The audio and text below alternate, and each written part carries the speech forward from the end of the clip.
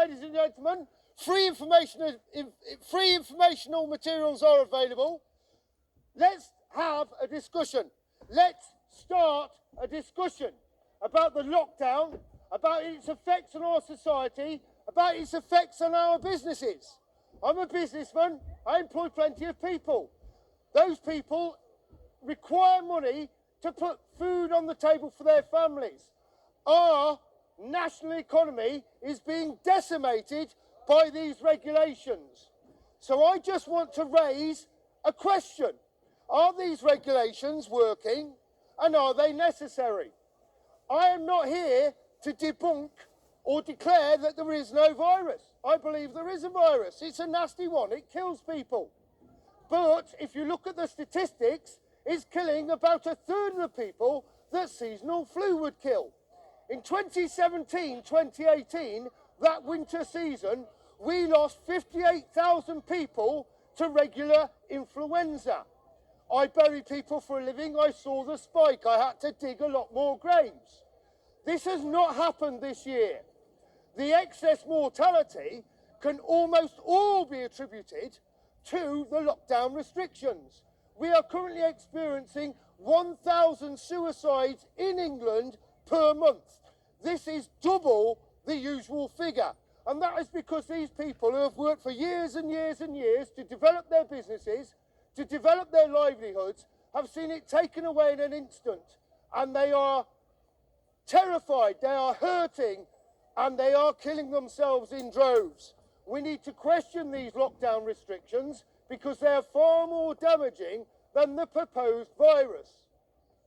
There are free informational materials here on the desk. Please help yourself and learn some truth. There are links to websites there where you can discuss what has happened, who is implicated, and why we are all systematically being lied to, including you, sir. Thank you, darling. There was a declaration put out last week from the United States of America called the Great Barrington Declaration. You can Google this and you can read it for yourself. It is an open letter signed, thank you, sir.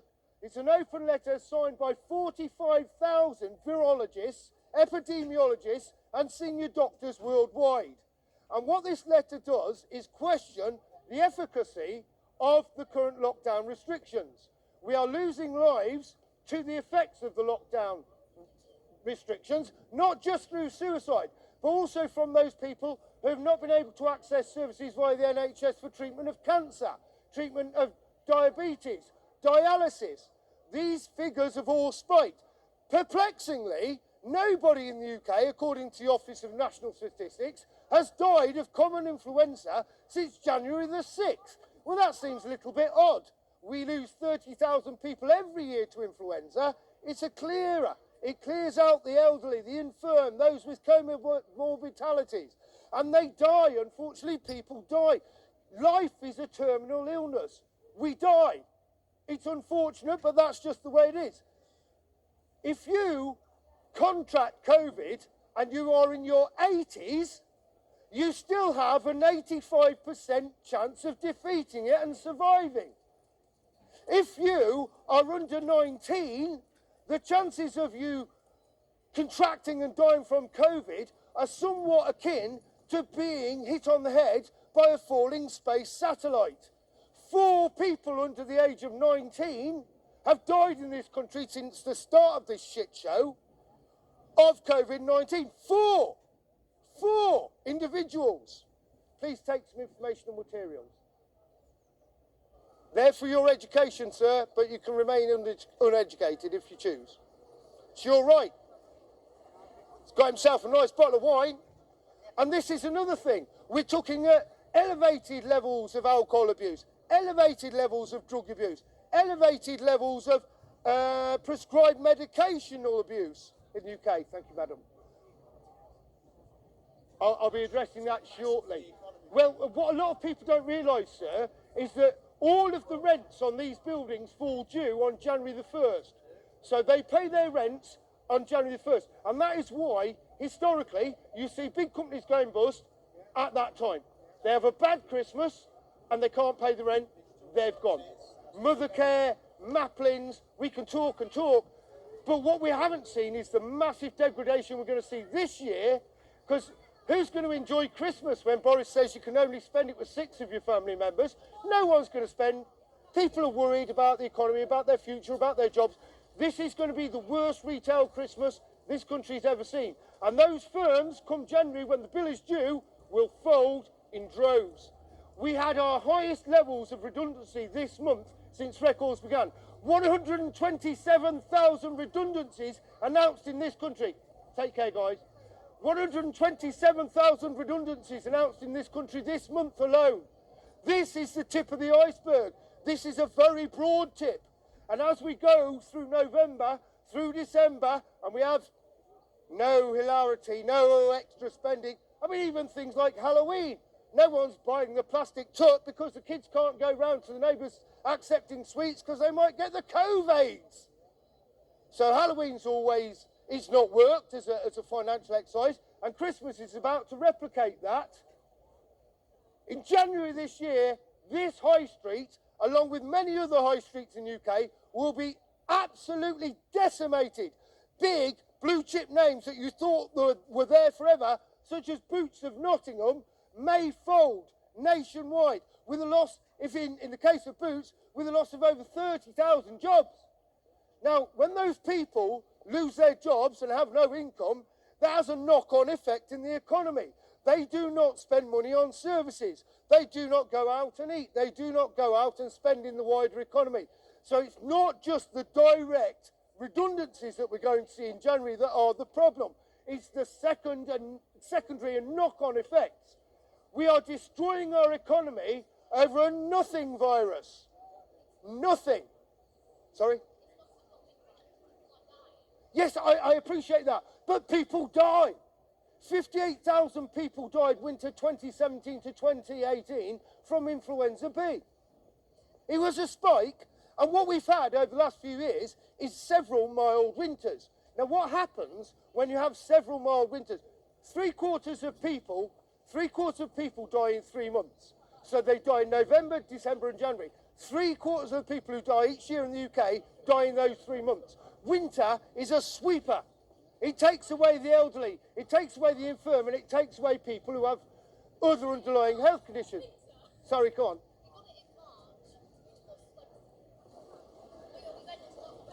No, it was here before December.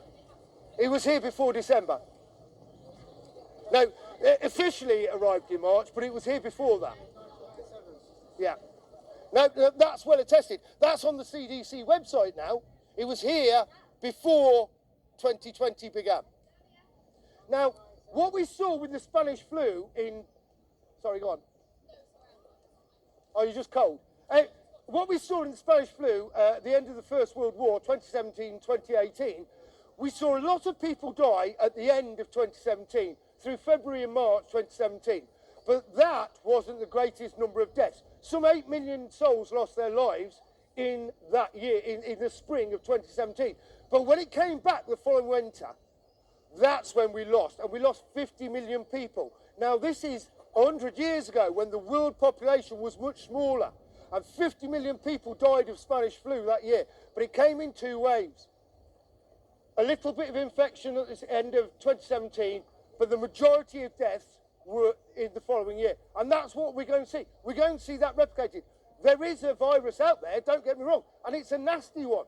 But even if you're in your 80s, you still have an 85% chance of surviving it.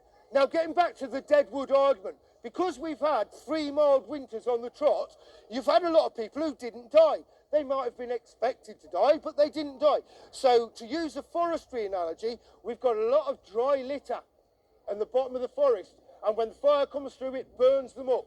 And we see this, it happens occasionally. So, the last 3 years, we've had lower than could have been expected deaths to seasonal flu, and those people are still here. So now, when a virulent strain such as SARS-CoV-2, which is what we're currently dealing with, comes through, it kills them in a heartbeat. We've also had compounded the fact that at the start of this, to protect the NHS, our government thought it was a great idea to take elderly people from the hospitals and put them by force into nursing homes. These people were in hospital with respiratory infection. By the very definition, they were ill because they were in hospital. And what we did was take them out of the hospital, push them into nursing homes with no barrier nursing, no mask, no protections, and they died in droves. I personally have collected 4 dead people from nursing homes in Lincolnshire, and I had to take them out through the windows because they wouldn't let me go through the nursing home in case I infected people. I know of which I speak, trust me. Ask me another figure. I'm saying that we have a virus, which is a coronavirus, of which there are 48 known strains. You can't vaccinate against them because they rapidly mutate, which is why the flu vaccine doesn't work 3 years out of 5, because they have to guess which particular strain will be circulating. And if they guess wrong, you get no protection. I'm not saying that there is no virus. There is a virus, but your event survival rate from this virus is 97.8%. It's not a killer. We lose more people to car accidents. Currently, we're losing more people to suicides. And that figure's going to go up. I've lost 4 in the last 8 weeks, friends. Love you, babe. Getting back to the Great Barrington Declaration. You can Google this and you can read the declaration, and these concerned scientists who are not in the pay of large pharmaceutical companies, who have got their nose in the trough to this vaccine to the tune of trillions, because don't forget, they don't want to vaccinate 7.5 billion once. They want to do it annually. This is the biggest cash cow for fat pharma you've ever seen. I've never had a flu jab.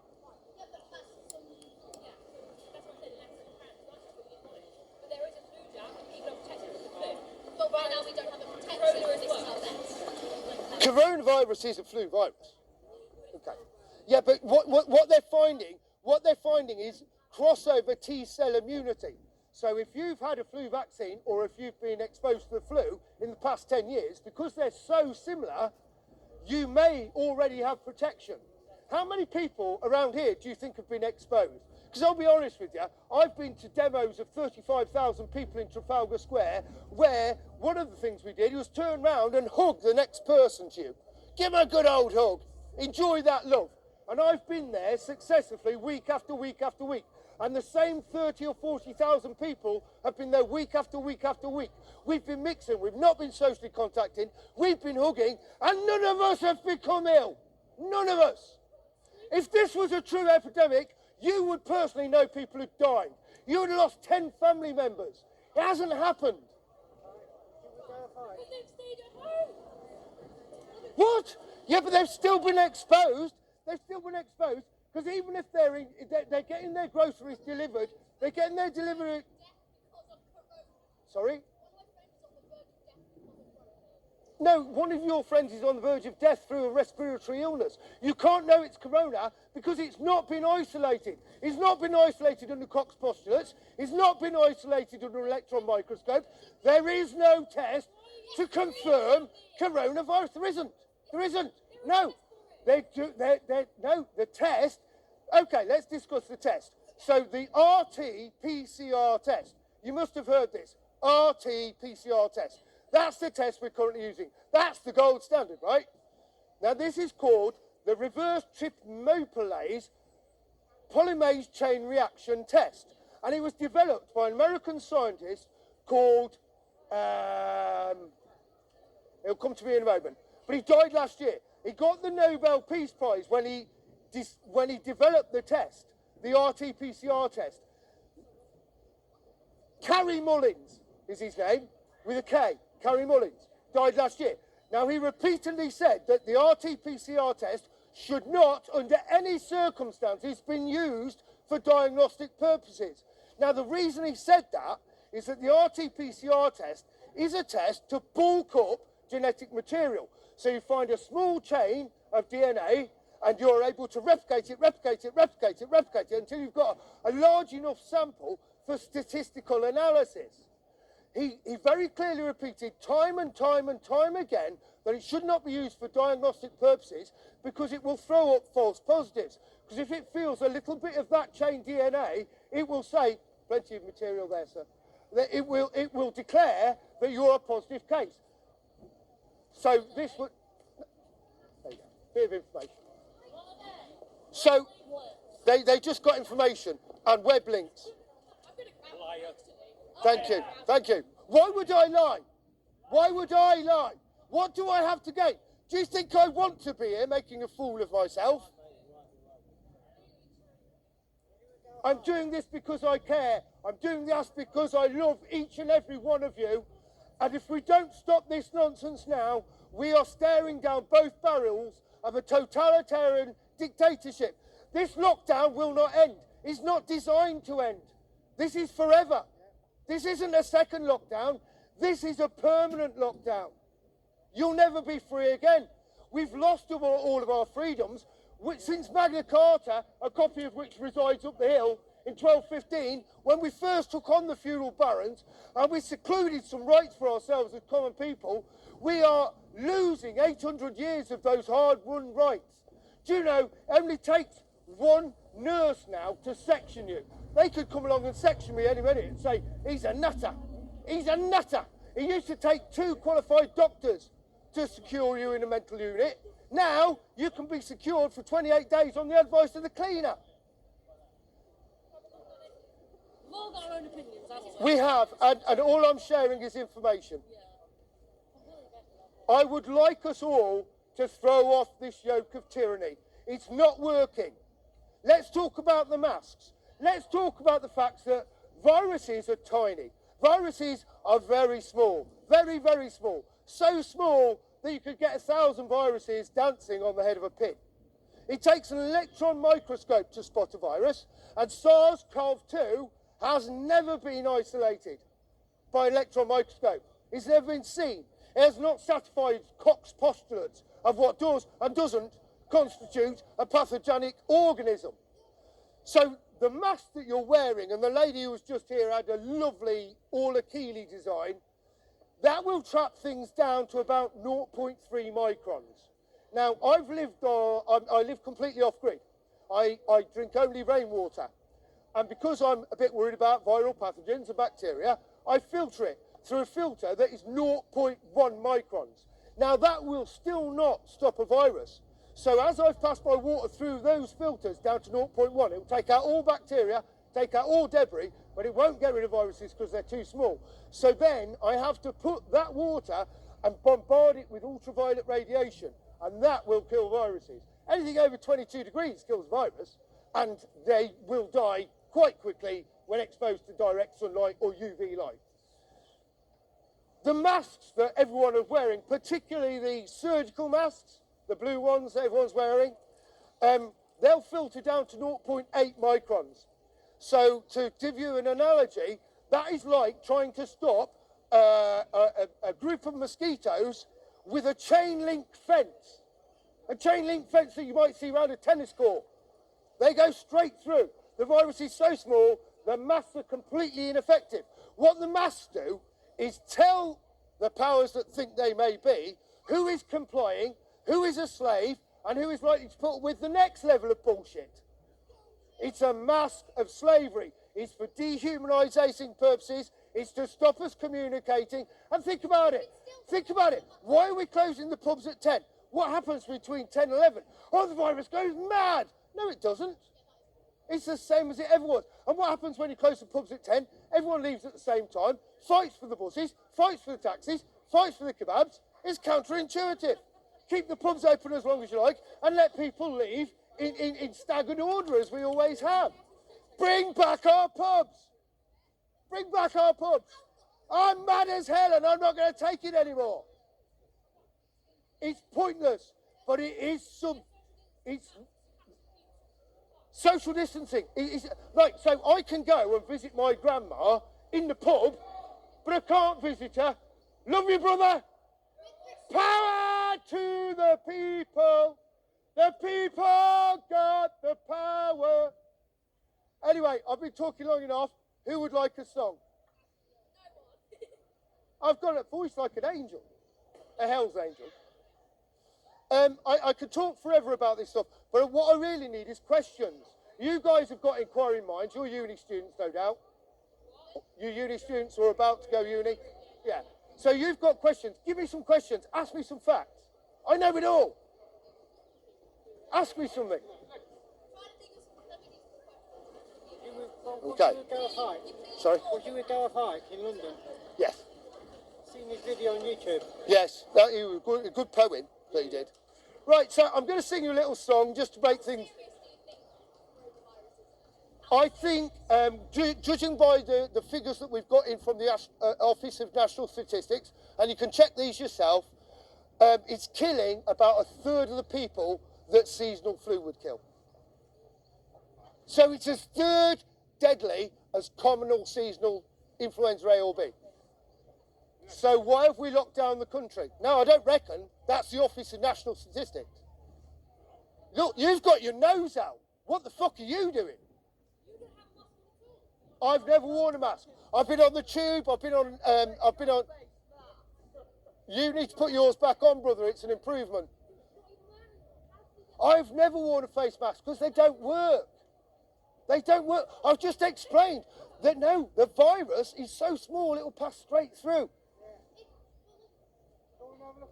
It's completely ineffective. You can research this yourself. Research Carrie Mullins, who's the guy who developed the RT-PCR test, but also go to the World Health Organization's own website, where they state quite unequivocally that the wearing of face masks,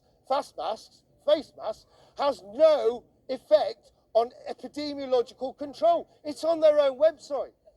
The masks don't work. They just make it worse, and I hope I'll see your face again. See, I'm going into the song already. So, who wants to hear a song? I actually want to hear it. I don't know. Right, I want to hurt you. I'm going to quickly just hurt you. Oh my God. Socially distance because the virus is real. The virus is real, but as a young woman, you are in no danger.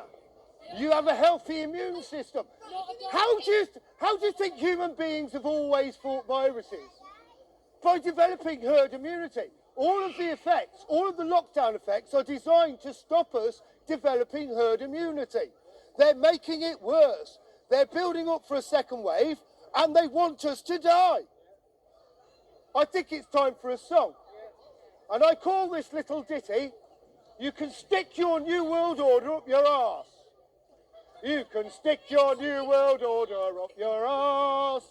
You can stick your New World Order up your arse. You can stick your New World Order where the sun don't shine but water. You can stick your New World Order up your arse. You can stick your poison vaccine up your arse. You can stick your poison vaccine up your arse." Hey, I'm getting a crowd here. You look perplexed. This is Speaker's Corner. I'm allowed to speak. As long as I do not incite violence, I cannot be arrested speaking my truth here. If I walked up there, I'd be nicked in a heartbeat. And there are hovering police raising down me as quickly as they can. Why would they want to do that? Why would they want to stop our voices? Why would they want to stop us gathering? They don't want us to gather in pubs where we can talk about this bullshit and how it's all lies and it doesn't make sense. They don't want us meeting in public, so they shut us down. Why are they so afraid of truth? They're afraid of our truth. They don't want us telling this information because it goes against their agenda. It's the Agenda 21, it's the Agenda 2030, it's closing down our economy, it's closing all the private small enterprises and businesses, and hey, sir. Thank you very much. They're closing down all the independents. All of the independent coffee shops are going to go bust because the big boys, the chains, are the only ones getting any largesse from this. And remember, the money the government's dishing out to these corporations is our money. It's not the government's money, it's our money. And they're giving it to Starbucks, they're giving it to Costa, and yet the independent coffee shops and cafes are all going to close because they're going to make them shut their businesses and they won't have any income. But the big boys, they'll be taking the dollar, won't they? They'll be taking the dollar. So in 2 years' time, across the nation, all of the small and medium enterprises, all the mum and pop businesses are going to close, and the corporate fascists will come in and dictate to everyone the pricing and dictate to everyone the standards, chlorinated chicken, chlorinated beef, GMO products. That's the future we have. And what's also the most concerning is the amount of money that's been spent on this. So our national debt is now running at 60% higher than it was in March. And it was already quite close to 100% of GDP. Now I'm just imagining is already over 100% of GDP. So when your debt as a nation goes over 100% of GDP, you are owned. You are owned by your debtors. You're owned by the banks. You're owned by big corporations.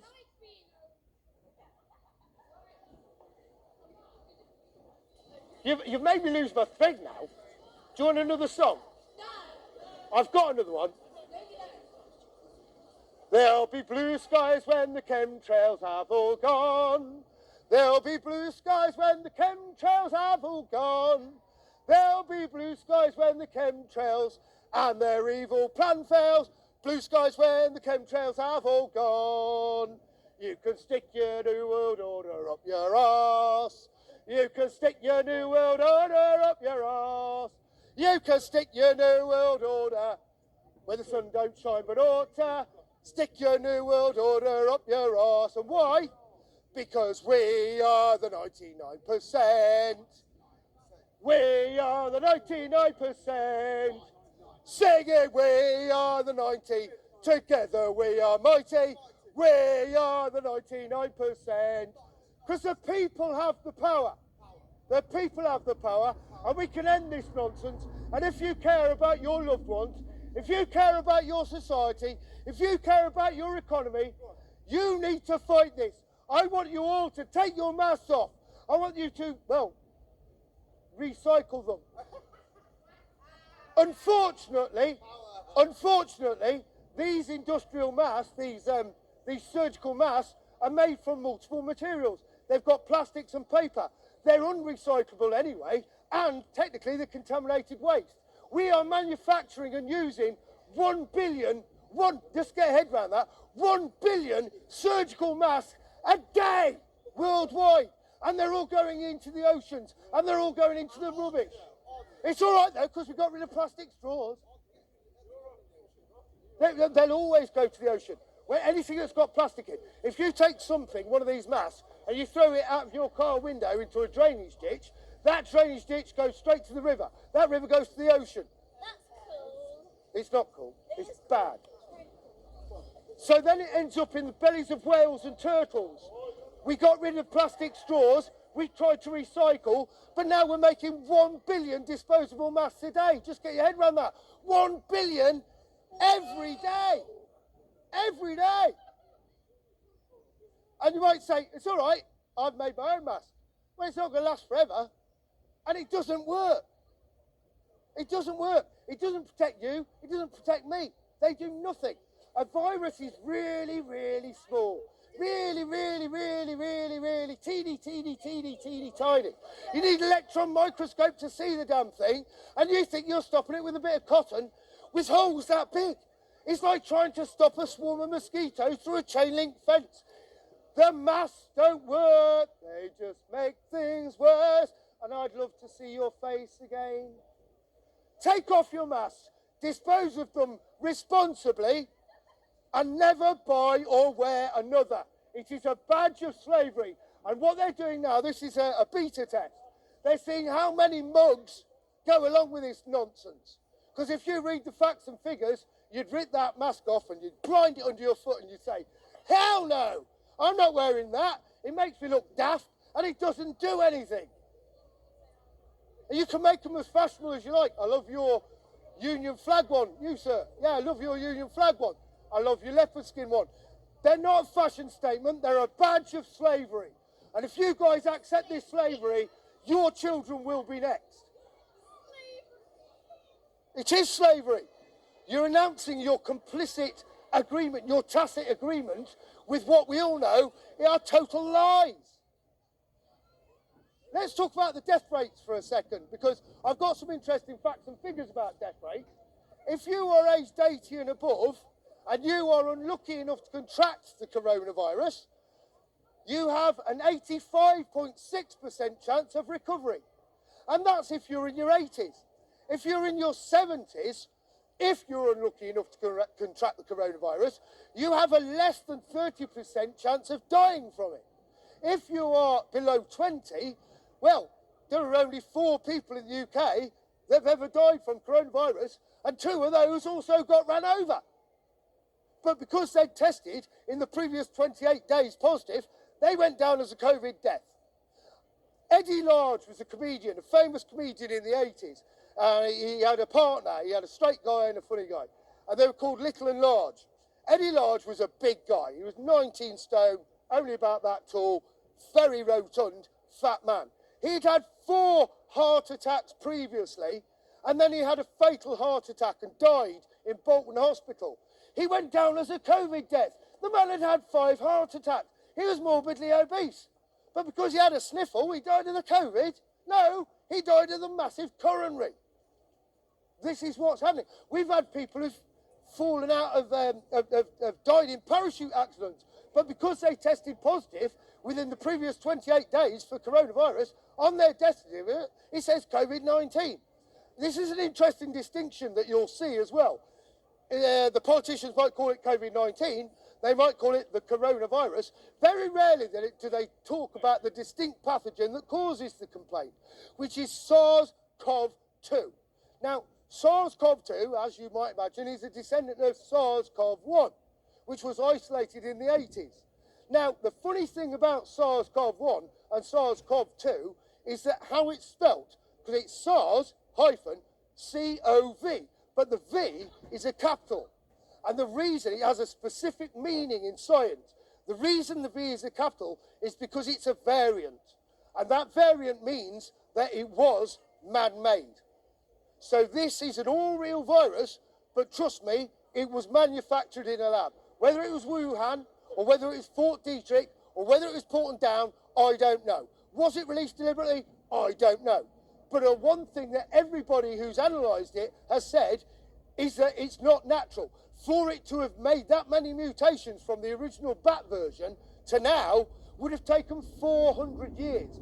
So it definitely was subject to gain of function tests and development in a weapons lab. There are over 400 bioweapons labs around the world. The Queen herself went to visit Porton Down, the UK's own bioweapons lab, just the other day. Why have they got these weapons labs if they're not developing bioweapons? And eventually one was always going to get out, whether it was deliberately released or whether it was an accident, but that's the origin. It's not that deadly, but what it is extremely transmissible. And what worries me is that this first wave, where a lot of people have been exposed and have probably developed some immunity, they're going to be hit by a successive wave that really will kill people. And it'll kill people in massive numbers. But that, again, will be a deliberate release. And they won't be able to do it without our consent. So we have to stop this, and we have to take off our masks, we have to regain our sovereignty, we have to regain our authority, and say no to this shenanigans. The economy, once again. The economy is already in tatters. People don't realise how screwed we are. A lot of things seem like they're business as usual. River Island is still open, Boots is still open, Monsoon's no longer open. But you're going to see this happening more and more. I've watched that place for the last few minutes. No customers.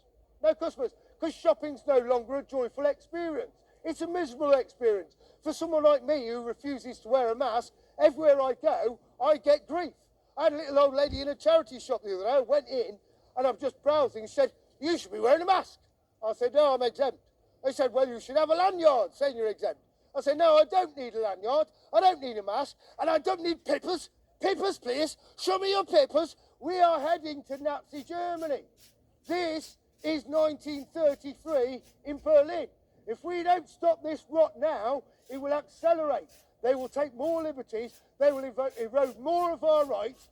And our children will live in a very different world with no right to protest, no right to stand up to the man. Get in your home. Lock down. Don't pursue your business. Do as you're told by big government. Hell no. I'm not fought since 1215 for these hard-won rights just to see them trickle away over a virus that isn't killing anybody. This is lies, stacked upon lies, stacked upon lies. And we all need to wake up. Take off your bloody mask, drink in the street after they've kicked you out of the pub at 10 o'clock, and say, no, we do not consent. We are the people. We have the power. We are the people. We have the power. We're the 99%. They're the 1%. We're the 99%. They cannot tackle us if we stand together. But that's another part of the agenda. They're trying to divide us. They'll divide and conquer. It's a critical technique.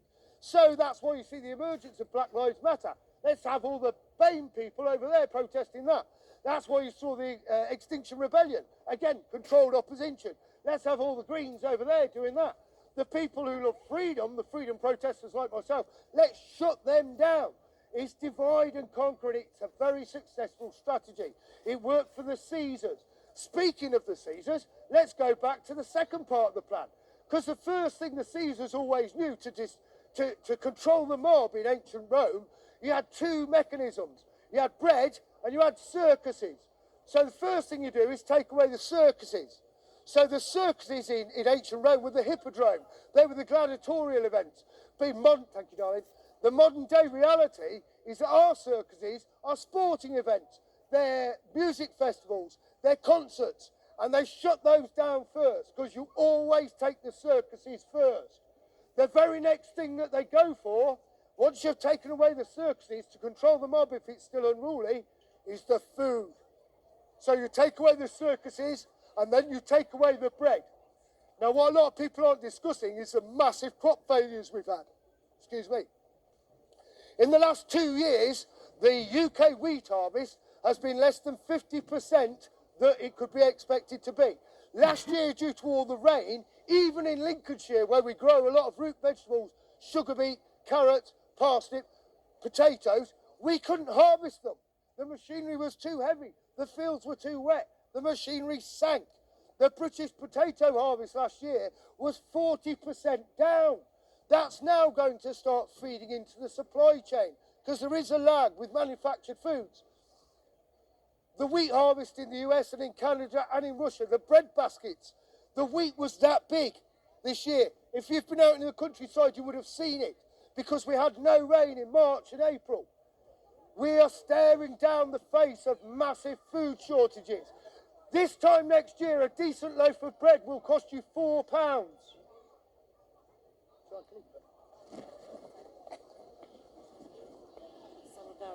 Thank you, sweetheart.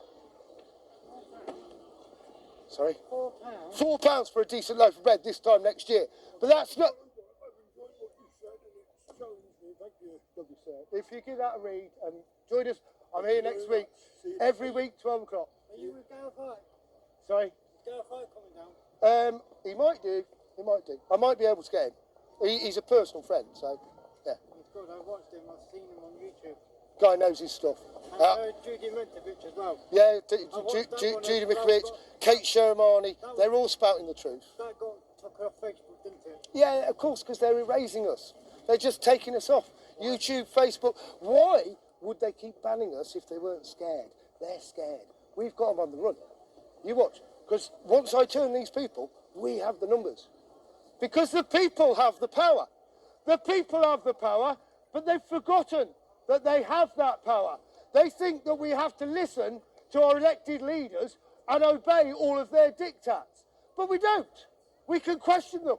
But they're shutting us down on every platform. You're not allowed to do what I'm doing. You're not allowed to question the official narrative over the corona hoax. The only way I can spread information is by giving out informational leaflets.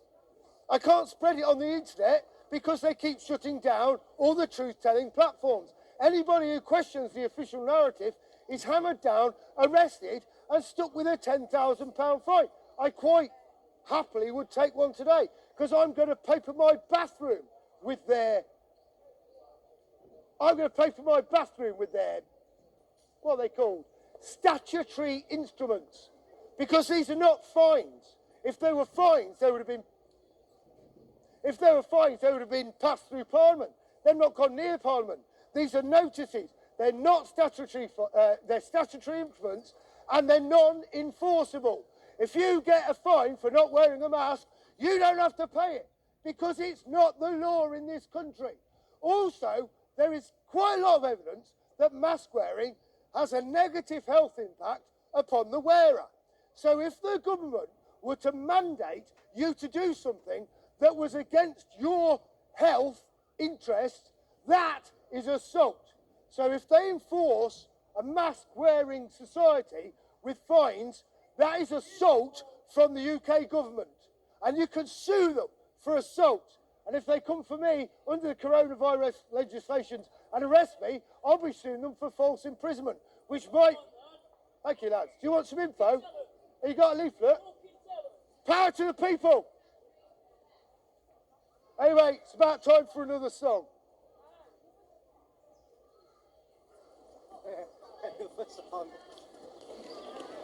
What about the track and trace fee? Ah, that's a good point. Right, I have an address. My colleague here has just said, what about NHS track and trace? So let's discuss NHS track and trace. So, as a business owner, I was sent an email this week from the government. They keep sending me them. And apparently I have to put a QR code to the entrance of my business so people can come along, they can scan their phones, and they will be known to have been at that location at that time. And if other people were in that location at that time, and one of them tests positive, now bearing in mind the RT-PCR test throws up 97% false positives, that's pretty much everyone. And then they're going to be contact tracked and traced so they can isolate for 2 weeks. Why 2 weeks? What happens in 2 weeks? Does the virus die in 2 weeks? Does the person die in 2 weeks? Seems completely arbitrary to me. But what's particularly interesting about the NHS track and trace is it's not owned by the NHS at all. It's a private company who have gained £158 million of our money, not the government's money, my money. They've been given £158 million conduct the track and trace service, and they're calling it NHS track and trace. It's nothing to do with the NHS. It's a private company. It's a corporation bought and paid for because they donated to the Tory party. Look at all the people who are developing the vaccines. Look at the massive amount of largesse they're getting out of my pocket. It's not Boris's money, it's our money. And the figures that are being bandied around are staggering. Johnson & Johnson, Eli Lilly, GlaxoSmithKline Beecham, AstraZeneca, all of these have had hundreds of millions of pounds of our money to develop these vaccines and 100 million doses. The government has said that they will still pay them even if it doesn't work. If it's proven to be non-effective or dangerous, we still have to pay them. Why? Why couldn't the NHS have developed it? We've got the chemicals weapon development important down. Why couldn't we have done it in-house? Why do we have to give all these companies hundreds of millions of pounds of our tax money? Why? Is it just a coincidence that Whitney, all of these guys advising on the stage, just happen to have their nose in the trough and own massive amounts of shares in AstraZeneca, massive amounts of shares in Johnson & Johnson, massive amounts of shares in Eli Lilly? Fight the power. Zombies. Yes. They're brain dead zombies. Listen, we're in the middle of an awakening. Yeah. Some people are fully awake, the rest are asleep, bro. 5D. That's where we're going. See you on the other side. Talk about the connection between Bill Gates, Seppi, Gavi, and the large pharmaceutical companies. Now, Bill Gates has made it quite clear that he wants to vaccinate every single person on the planet annually. So it's not a one-time job. Of the 6 vaccines in development, only one, the Johnson & Johnson vaccine, requires 1 dose. All of the others require at least 2 and possibly annular rechecks. Now, we've seen already AstraZeneca have had to suspend their trial after several of their test subjects became very ill. Just this week, Johnson & Johnson have suspended their trial after one of their test subjects died. GlaxoSmithKline Beecham's trials were suspended in May due to negative health impacts on the participants. These vaccines are novel, they're new, they're not like old school vaccines, they work in an entirely new way. They are what's called RNA manipulating vaccines. So it will change your ribonucleic acid, your DNA. Essentially, it will change who you are. And the idea is that each time a new strain of an influenza comes along, they can give you an upgrade, just like a Microsoft patch to fix a virus problem, and that will be effective. But what it'll also do is permanently alter the RNA and the DNA of anyone taking it. It's an extremely damaging, dangerous and untested procedure. Bearing in mind that there are 48 coronaviruses and a vaccine has been tried against them for the last 40 years and we still don't have one because it's never been able to do because of their rapid mutation, all of a sudden we're expected that in a little less than 9 months we have 6 vaccines available, even though we've never been able to do that for a coronavirus before. But these are perfectly safe. We've tested them on a few gerbils. Put it in your child, put it in your body. Really? Are they high? I'm not doing that. Would you? Bloody hell. Normally, it takes 8-10 years to develop a vaccine and take it through the trials because you don't know if you give it to someone and some ill health effect doesn't actually appear for 4 years. Well, what happens if we do this time? We all take it saying, thanks, Billy, thanks for the vaccine. Life could go back to normal. I can go to the library, I can go to the pub, I can dance, I can go to music festivals. And everyone starts dying. What are you going to do? You can't untake the vaccine. It's too late by that point. We're all screwed. I think it's time for another song. Yeah, you asking? You can stick your new world order up your arse. You can stick your new world order up your arse. You can stick your new world order where the sun don't shine but alter. You can stick your new world order up your arse. You can stick your poison vaccine up your arse. You can stick your poison vaccine up your arse. You can stick your poison vaccine, and I don't like Bill Gates one bit. And I'm a bit suspicious about his wife. I don't like the way she smiles. That's just another 2 reasons to have a go at them. But would anybody like me to ask a question? Because I am full of facts. Go on. Sorry? Is the world flat? I don't know. And does it matter? Sorry, dude, your question. My question is my dad dead or alive? He's alive. Rob, I started it. He's alive. No, he's not. Yes. I started Ashes. He's Bill Gates. Microsoft. He was owner of Microsoft, wasn't he? He still is, yeah. So, Bill Gates, He's not. the thing about Bill Gates is he's a fraud, right? So Bill Gates went to Stanford and he dropped out. And he was approached by IBM, which is Intelligent Business Machines. At that time, the largest computer manufacturer in the world. And they said, we need an operating system for our machines. So Bill Gates went and bought one for $10,000. He repackaged it as Microsoft, and then he shipped it with every IBM machine. But critically, he didn't charge IBM for the software. He charged them a license. So every IBM machine that shipped with the Microsoft operating system paid Bill Gates 10 quid-ish. And that's where he got all of his money from. He didn't invent it. He stole it. Well, he just bought it. And they sold it. And he made millions, billions. And now the reason why he was so successful was that he quickly realised that it's no good selling an operating system that's stable. What, sorry?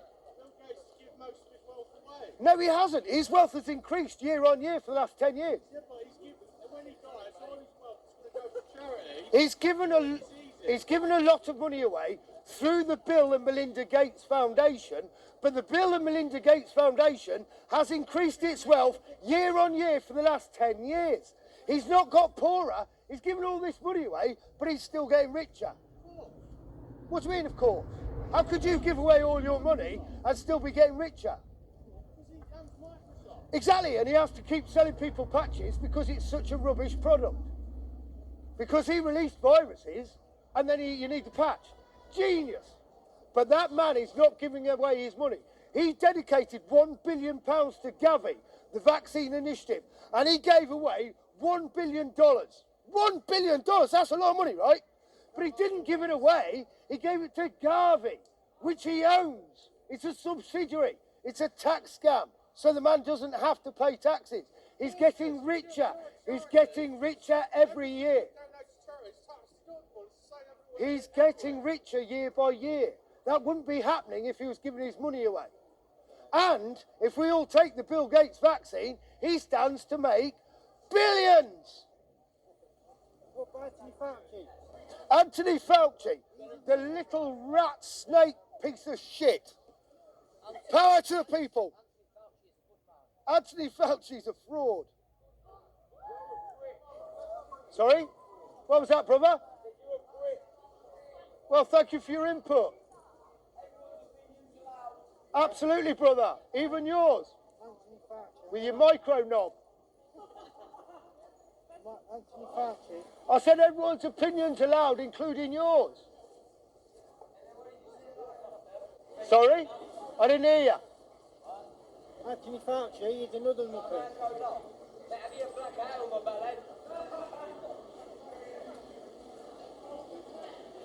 Missing you already? How powerful is Anthony Fauci? Anthony Fauci has substantial investments in GlaxoSmithKline Beecham. Yeah, help yourself. Take care. Thank you for taking, honey. I think I'm about done here today. I'm going to be here 12 noon each Saturday, and this movement needs to grow. I need more of you people to understand the lies. I want you to do your own research. If you care about truth, just Google the Great Barrington Declaration. It's 45,000 epidemiologists, virologists and top professors and scientists all coming together and saying, no, these lockdown measures are damaging, they are hurting society, and this will not end unless we stand up and stop it. It's time to get off your arse and do something. Because if you just wander along with this, I swear to God, it will be worse than Nazi Germany. What they have planned for us is much, much worse. I thank you for your attention. Good night. I've been Carly. Well, that aged fairly well, I believe. I should just point out that I'm not a personal friend of Gareth Hyke, never have been, but I met him and his father both at the demos, and at that time I genuinely thought I might be able to get him up to Lincoln to speak. I did a series of these over a few months from sort of April through to July in 2020. I only recorded 2, and I had to give it up. I had like intense pressure from the police, abuse from individuals, and ultimately I was just disappointed. I just couldn't get any momentum. No one seemed to notice, no one seemed to care. Breaks my heart looking at it now, because I believe it was an opportunity if we'd have got going, but crushed by the weight of the machine. It's happened ever since. Multiple arrests, and it's being dealt with by the Independent Office of Police Complaints for them shooting my dogs, terrorising me in my house, false arrest, false imprisonment, 25 hours into the anti-terrorism law. I'm hard, but even I have my limits. So I gave it up towards the end of the summer, and I haven't spoken in public since, really. Well, I have spoken at Freedom demos in Hull and Nottingham, and I can't remember where else. It's just, yeah, it's sad watching it again after all this time. It was an opportunity that we all lost, and hopefully now, with the Epstein files being released, the evil people are going to get their just desserts. I just think we could have saved ourselves possibly a war in Ukraine and a great deal of other things. I was also wrong about the price of bread. It's not even £4 now, although rapidly approaching it and seems to be getting higher. Thank you for watching, guys. Please comment, subscribe, whatever you do, and I'll catch you on the next one. Take care. Bye-bye.